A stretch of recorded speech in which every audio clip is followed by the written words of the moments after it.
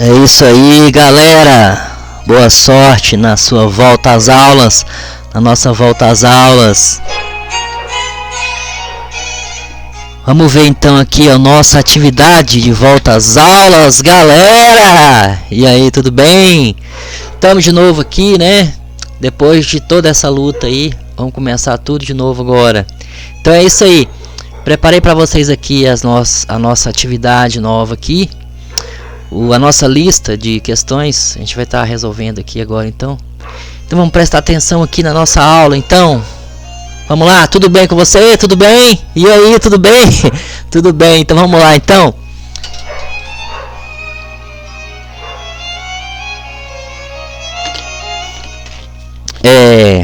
Aqui então a gente vai ter, ó.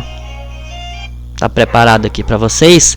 Então a gente tem aqui, ó, a questão 1 da lista, tá? Então a gente vai estar aqui, ó. Vamos ler a questão, então vamos resolver e vamos prosseguir depois para a próxima, né?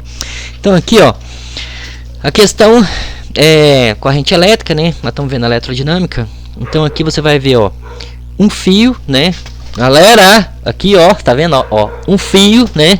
Ó, um fio condutor de seção constante, tá?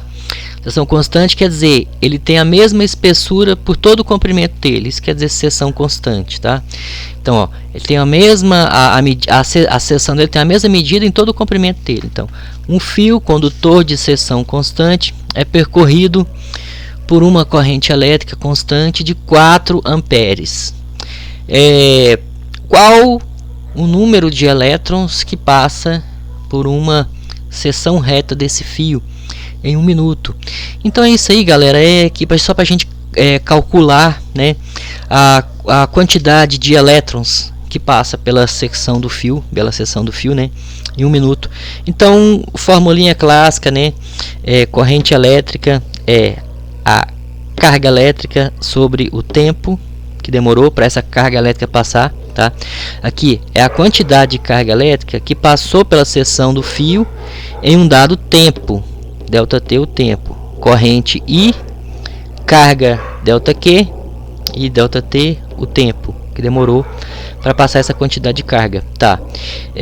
Essa nossa carga total, ela também pode ser calculada número de elétrons que passou pela seção do fio, né, vezes a carga elementar, que é a carga de 1 elétron, né?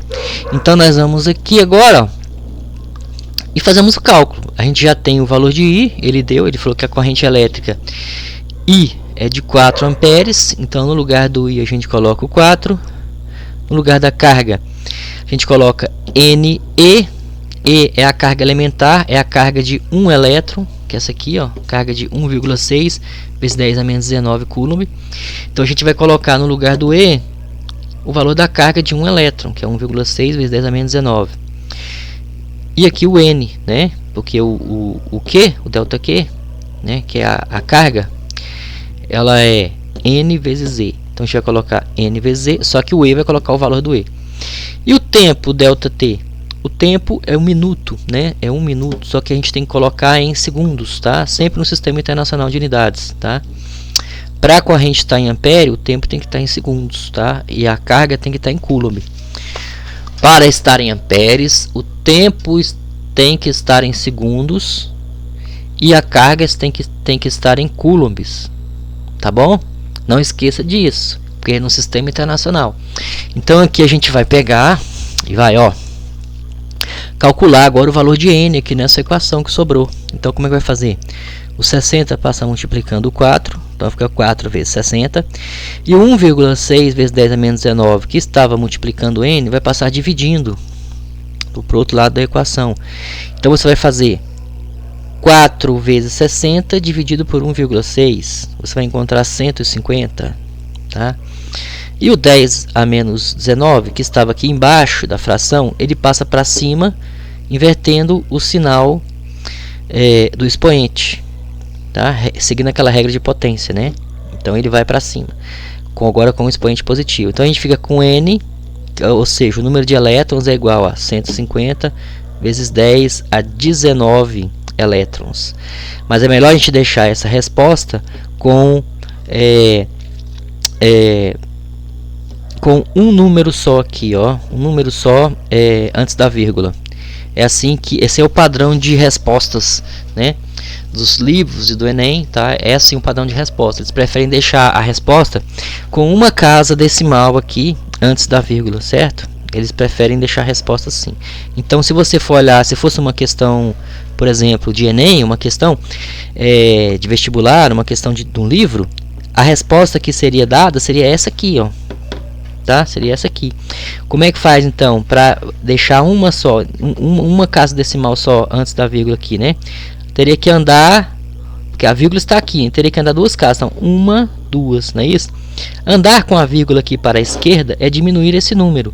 Se a gente diminuir esse número aqui, ó, era 150, passou a ser 1,5, ficou menor, não é? Se esse número diminui, então aqui o expoente tem que aumentar para compensar, né? Então não foi duas casas que diminuiu? Uma, duas, não é isso? Então ficou 1,5, não é? Então aqui tem que aumentar duas casas, dois números aqui. Não era 19? Agora tem que ficar 19, 20, 21. Então 1,5 vezes 10 é 21 elétrons. Esse é o resultado da questão número 1 da nossa lista, né? Então vamos agora para a nossa questão número 2. Vamos lá então, né? Aí galera, a questão 2 agora. Então, a gente vai ver aqui, ó, que ela traz assim, ó, num livro de eletricidade, você encontra 3 informações. A primeira afirma que isolantes são corpos que não permitem a passagem de corrente elétrica. A segunda afirma que o ar é isolante.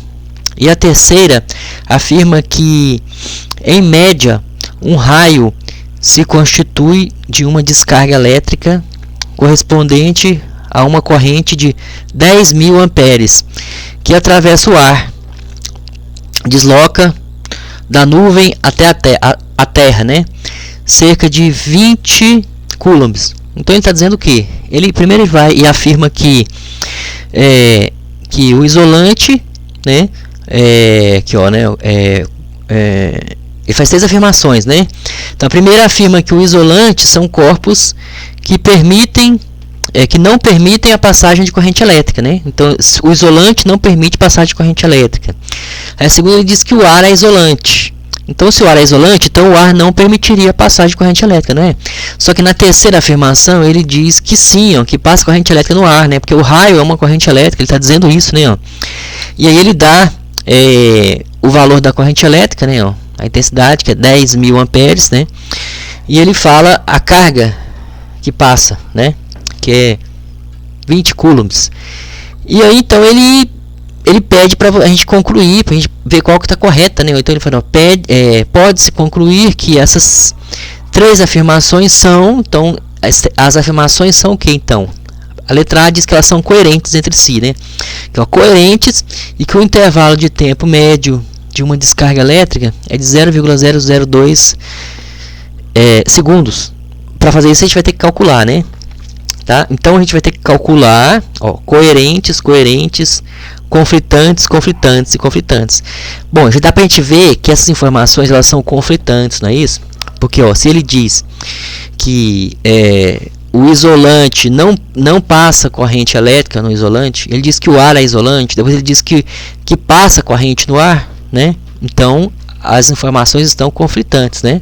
Então, a gente já sabe que não é coerente, não é coerente. Agora resta a gente calcular para saber então qual é o tempo que demora para essa corrente elétrica ocorrer, né? Então aqui, ó, então aí a gente pega aqui e faz assim, ó, e a carga sobre o tempo. Tá? A carga que passa numa secção transversal de um fio, nesse caso não é uma secção de um fio, né? Mas é uma corrente, uma carga que passa no intervalo de tempo. Então a gente vai fazer o que? A gente tem a corrente elétrica e tem a carga, a gente quer saber o tempo. Então a corrente elétrica é 10.000, né, amperes, a carga é 20 coulombs e o tempo a gente vai descobrir. Então o ΔT passa para cá, multiplicando, e o 10.000 passa dividindo. Então a gente fica com ΔT igual a 20 sobre 10.000. fazendo a divisão, você vai encontrar 0,002 segundos. Então, gabarito letra C, né? Tá aí, ó, conflitantes, né? Ó, conflitantes, e que o intervalo de tempo médio de uma descarga elétrica é de 0,002 segundos. Então é isso aí, né? Letra C, gabarito. Então essa é a questão número 2.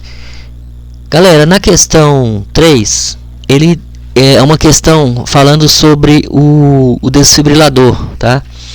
Se você ler esse texto aqui, você vai chegar à conclusão da questão, tá? Então aqui tá falando, ó, que o desfibrilador é um aparelho, e ele vai falando tal, e no final aqui que vai estar a resposta da questão número 3, tá? Ó, é tomada essa medida, né, ó. Qual a medida? Ó, quando se utiliza esse equipamento numa situação real, a ordem do profissional que atende é a de que as pessoas e outros profissionais afastem-se do paciente, né? Afastem-se.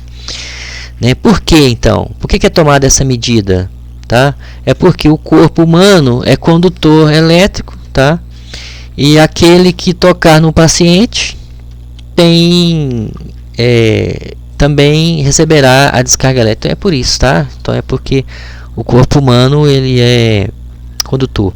Você vai ver lá, quando você lê o enunciado da questão 3, você vai ver que aqui no final está a resposta dela. Você vai olhar lá as alternativas e vai chegar a essa conclusão, tá? A questão 4 também ela também é de múltipla escolha, né? São questões de múltipla escolha que nós estamos trabalhando, né? Então a questão 4 ela fala sobre o disjuntor, tá? Você vai ler lendo esse texto aqui, você vai ver, ó, o sistema elétrico de qualquer casa ou comércio precisa ser composto por fusíveis ou disjuntores, né, que são mecanismos de segurança que previnem as temidas sobrecargas. Caso o projeto de uma residência tenha sido dimensionado de forma incorreta, ao ligar os aparelhos ou eletrodomésticos, ocorre o desarme desse dispositivo, do disjuntor, né? Ele vai desarmar. Se não tivesse sido dimensionado corretamente o projeto, se a corrente elétrica que estiver passando for maior do que aquela que o disjuntor resiste, né? Então, o que vai acontecer? Ele vai desarmar. Então, aqui, ó, o desarme desse dispositivo. Então, para fazer a correção do erro, tá? O proprietário deve fazer o que, então? O proprietário da residência ou do comércio, ele deverá refazer os cálculos da amperagem, ou seja, da corrente elétrica, né, de todos os equipamentos que a casa possui e adicionar um disjuntor geral de amperagem maior, né, que resiste uma corrente elétrica maior, sem desarmar o circuito. Então é isso aí, galera. O disjuntor ele é para proteger o circuito, tá? De quê? De aquecimento, né, para o circuito não aquecer, não derreter os cabos e não pegar fogo, né, não tem incêndio. Então é isso, para isso que serve o disjuntor, para proteger o circuito, tá, galera? Não é para proteger os aparelhos. O disjuntor ele é feito para proteger o circuito elétrico, tá, da residência, a instalação, né, a instalação elétrica. Bom, então agora vamos para a nossa última questão, né? 1, 2, 3, 4, agora a nossa quinta questão. Vamos lá então, né? Aí, galera, nossa quinta questão, então, simplesinha aí, né? Então aí, ó, múltipla escolha. Então vamos ver aqui, ó. Assinale a alternativa correta. Então ele está falando sobre, ó, a grandeza, intensidade de corrente elétrica. É aquela letrinha I que a gente usa lá na fórmula, né? Então aí, ó, a intensidade de corrente elétrica I. Então, essa grandeza, ela tem como unidade de medida o ampere, né? Homenagem a André Maria Ampere, né? Então a corrente elétrica ela é medida em ampere, é a sua unidade de medida, né? E é definida pela divisão, né, de duas outras unidades, né? Então quais são essas outras duas unidades, né? Bom, então aqui, ó, se corrente elétrica é carga sobre tempo, então tem que ser a unidade de carga sobre a unidade de tempo. E qual é a unidade de carga, professor? É o Coulomb, não é isso? E de tempo, segundo. Então é isso. As unidades padrão do sistema internacional, né? A unidade padrão de corrente elétrica é o ampere. É o ampere. Ampere, né? E a unidade A, símbolo A, né? A unidade de carga elétrica é o Coulomb, símbolo C maiúsculo, né? E o tempo, segundo, né? Szinho minúsculo. Então é isso aí, tá? É assim, ó. Essas unidades de medida, quando a gente vai escrever o nome dela, a gente escreve com letra minúscula, tá? Coulomb, apesar de ser o nome de um sobrenome de uma pessoa, né? De um cientista. Mas as unidades de medida, quando você vai escrever o nome da unidade de medida, você escreve com letra maiúscula. O sistema internacional de unidades é assim. E quando você vai escrever o símbolo, aí é a letra maiúscula, né? Ampere, você escreve ampere com letra minúscula. Mas quando você vai colocar o símbolo, você coloca uma letra A maiúscula. Então é isso, galera. Então, ó, Coulomb, carga elétrica. Segundo, tempo. É tempo, né? Volt é diferença de potencial elétrico, ou potencial elétrico, ou tensão elétrica, é volt, tá? Volt. Segundo, é tempo. Coulomb, o que é Coulomb? Coulomb é carga elétrica, é a unidade de medida de carga elétrica. Volt, de tensão, diferença de potencial. Volt, tensão. Joule é energia, tá? E ohm, essa unidade de medida ohm é a grandeza resistência elétrica, tá? Então cada unidade de medida corresponde a uma grandeza elétrica. Então essa é a nossa número 5, né? Então essa foi a nossa questão número 5, galera. É isso aí.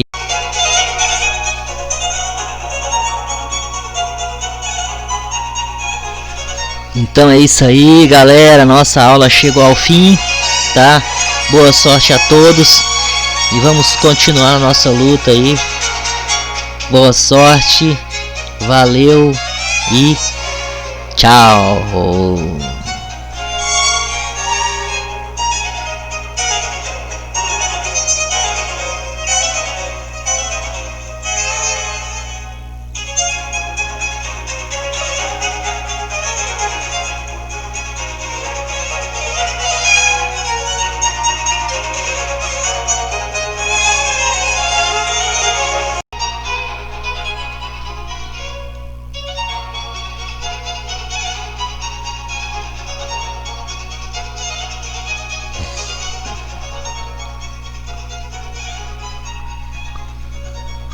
Até mais.